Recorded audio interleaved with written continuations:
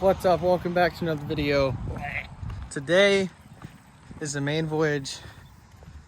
We got her sitting outside with the 15x9s and the 225/45s. It's dirty, not terribly dirty because I've kept it kind of clean, but hood's still not on because I got to do hood pins, but hopefully we'll get that on next week. I am so freaking terrified and just nervous that something is going to break. But we're just gonna go ahead and send it and drive it home. It's about 15 minutes on the road. Kind of start breaking in the car a little bit. And we got to do about a 50 to 100 mile break-in. I think constant driving. So I got to go drop Parker off at home so he can get his truck and go. And I'm gonna keep driving this thing and kind of keep y'all updated. Hopefully nothing bad happens. So yeah, let's get in the car and start driving.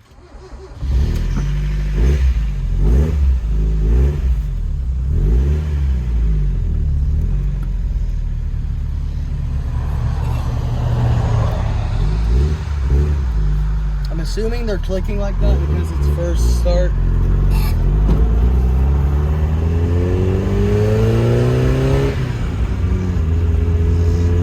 But yeah, so we're off.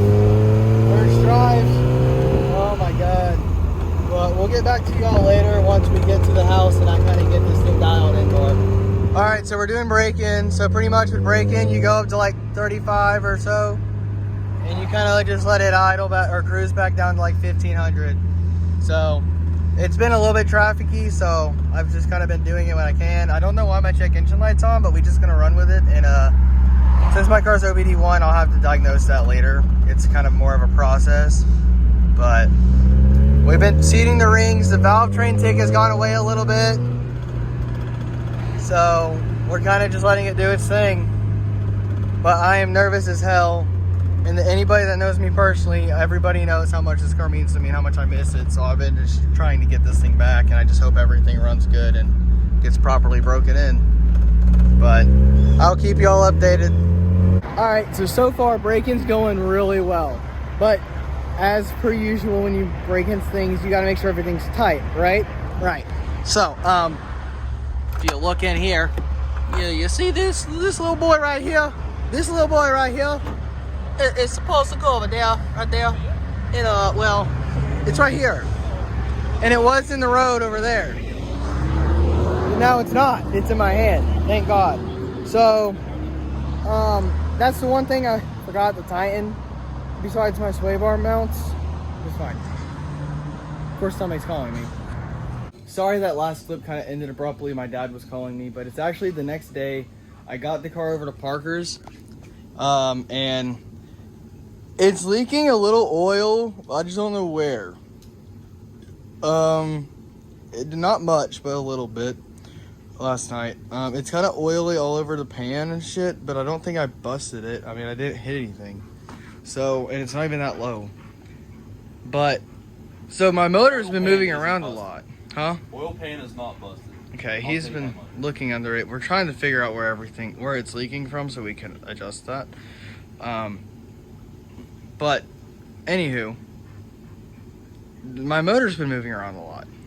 And so, we never tightened the side of my motor mounts more than hand tight. So here, Parker, show them my motor mounts. So, if you look real closely at that motor mount right there, you can see the problem that exists here. It's supposed to look like the bottom one. The bottom one is tight now. The top one, that's not tight. That's very far from tight. But like he was saying, oil pan isn't cracked. There was just a little bit of fluid on the bottom of here. There was some old oil residue on the bottom of the pan. There was also some trans fluid on the bottom of the trans, but that was from where he filled it. So that all got brake cleaned off and wiped down. And then we just got to figure out a couple more things and wire in his temp sensor and stuff like that.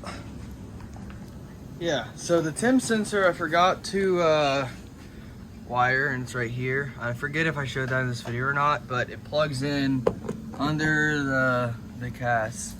So we got to do that. But besides that, we're going to try and get my radio flush, because that radio is not flush ever. It's pissing me off. And we also want to wire my halos in today. I don't know how to wire that well, but your boy Parker does. So hopefully we can get these bitches wired up. So I'll get back to y'all once we kind of have an idea of if it's leaking, where it's leaking from, and then after we do oil change, we're also gonna pull the spark plugs and see how they all are. So yeah. All right, so oil change is almost done. We literally put a funnel and a rag under here to get the filter off, and all the oil is drained. I already have the drain plug back on. We didn't even make a mess on the floor. I don't think there's any oil on the floor. Maybe a couple drops, but that's it. You got the oil filter. I'm gonna dig that apart later and look through it, see how many metal shavings are in there. But pro tip, filter and rag will save your subframe from getting all oily. It's a little oily, but I'm just gonna wipe that off. So we're gonna put the new filter on. Tighten it up, make sure that oil cap is, or oil plug is all the way good. And then throw some more 15W40 Rotella and some zinc additive in this new motor. So I'll get back to y'all once we are done with this. All right, so it's a few hours later. We have my halos wired up. We have oil in the motor. I'm about to pull my spark plugs and see exactly how they are.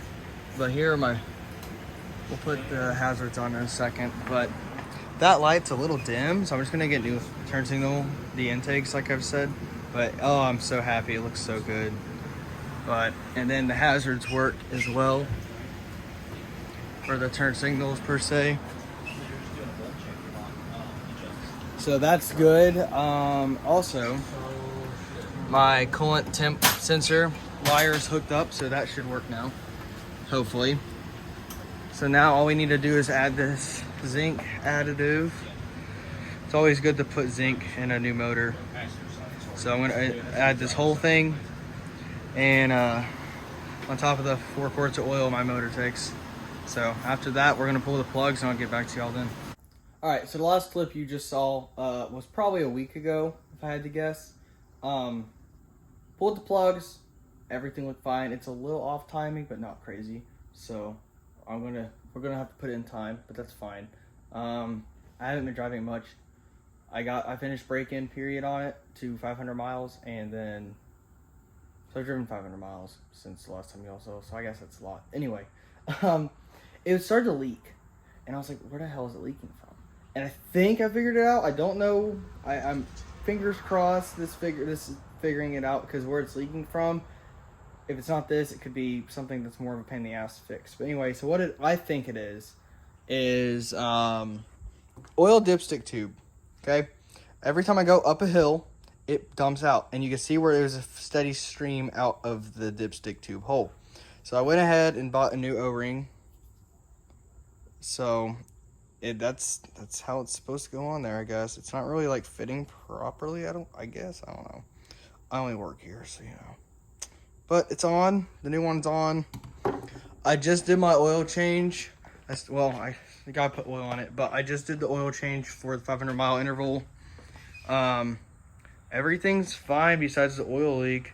And whenever I get on it a lot, hot water pours on my legs. I think my heater core is leaking, but it'd be alright. So dipstick tube thing majig goes down there, so it's whatever. I'm gonna go and throw that on, and I still need to cut these trim pieces. You can see where I cut one of them terribly. Not the best with a Dremel, but I don't really care. But I want to put these in because they need to fit around my roll bar. So I'm gonna throw those in the trunk and do those later on. But after the oil change is done and that is in, I will get back to y'all. All right, so now it's been another week since that last clip. I'm very bad at this YouTube thing, but it's fine. We got the new dipstick tube in. I ended up having to order a new one, so I ordered the new one. It came with an O-ring on it. I threw it in. Car has not leaked. It's all nice and shiny. You can kind of see it, shininess. But if you look under here, it's not leaking at all. That's just a piece of cardboard that already had oil on it, but it's not leaking. So that's good. Since the last time y'all saw this in the last clip. I ended up wrapping these in carbon. So it doesn't look the best, but on camera it looks all right. There's some bubbles in that, but you can't really tell right here, so cool. It actually will match my hood pretty damn well once I actually put it on, which hopefully I can put it on soon. I just haven't had a lot of time to do the hood pins and everything. But yeah, I'm gonna end today's video here. So I can get on with another video I'm going to do on this car and something, and you'll see next video. But I hope you all enjoyed this complete mess of a video. If so, give it a thumbs up, and I will see y'all next time.